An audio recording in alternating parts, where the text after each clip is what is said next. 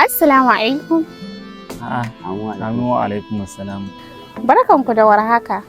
Barka dai Hasiya. Ina wuni? To lafiya kalau wallahi. Yusuf dan Allah in ba za ka damu ba, wajenka na zo. Wajena kuma Asiya? Wajenka. Allah ya sa dai lafiya. Lafiya kalau Yusuf. Shikenan ba damuwa. Mu je.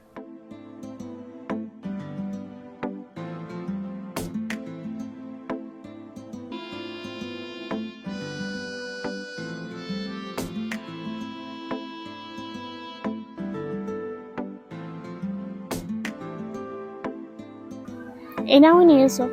Lafiya lau Asiya. Na gida. Lafiya kalau Asiya kike. Lafiya kalau Yusuf. Ina sauraron ki Asiya. Yusuf, na daɗe ina so in faɗa maka abin da ke cikin zuciyata. Amma na kasa. Duk da haka ba ƙaramin azabtar da ni yake a cikin zuciyata ba. Yusuf, yau na zo gare ka don bayyana maka abin da ke cikin zuciyata.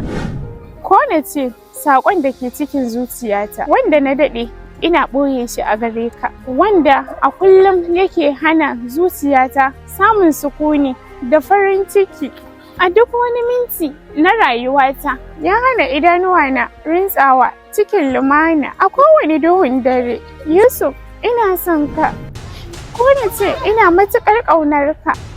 Ina fatan ka zama abokin rayuwata har izuwa fitar numfashina na ƙarshe. Ina fatan za ka amshi soyayyata, ka ƙaunace ni kamar yadda nake ƙaunar ka. Asiya, na ji dukkan abubuwan da kika faɗa, kuma na gode da irin soyayyen da kike nuna mu. Sai dai ina mai baki haƙuri Asiya, sakamakon rashin amsar soyayyarki da ba zan yi ba, saboda wasu 'yan dalili nawa. Dalilan kuwa shine, Asiya, har yanzu buga-buga nake yi, nake ɗan samun abin da ba a rasa ba, kuma da hakan ne nake kula da mahaifiyata da kuma ƙannina tun bayan rasuwar mahaifinmu.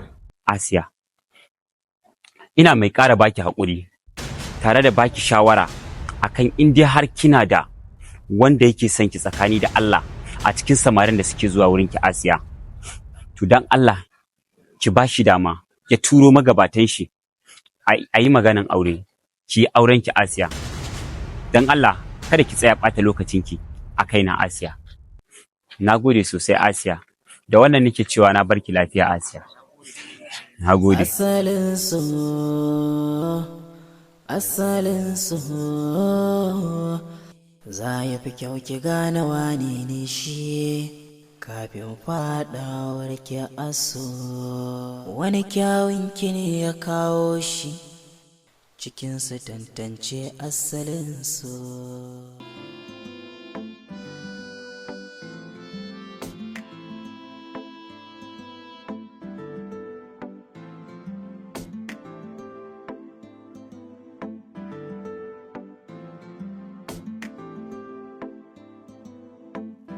Lafiya ko Yusuf?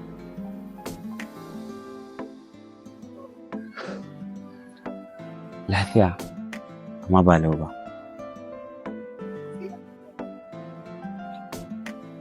Asiya ne ta kira ni take faɗa min cewa tana sona.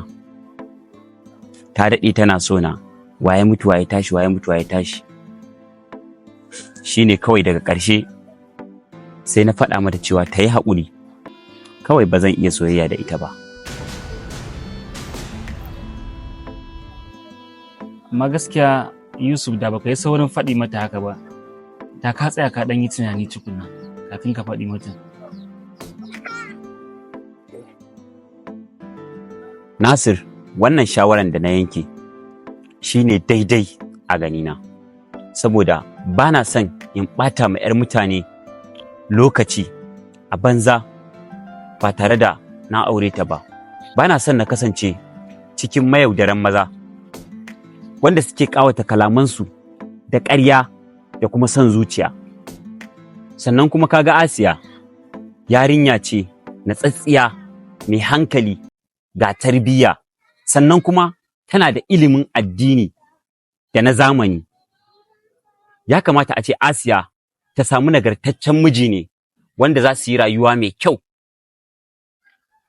Shi yasa na zaɓi in faɗa mata gaskiya, ko da ko hakan ba zai yi mata daɗi ba, Nasir. Kuma gaskiya in dai haka ne fa, Yusuf, gaskiya ka yi tunani mai kyau. Allah ya sa mu dace, Allah ya sa haka ɗin shine mafi alkhairi. Amin, Nasir. Asalin so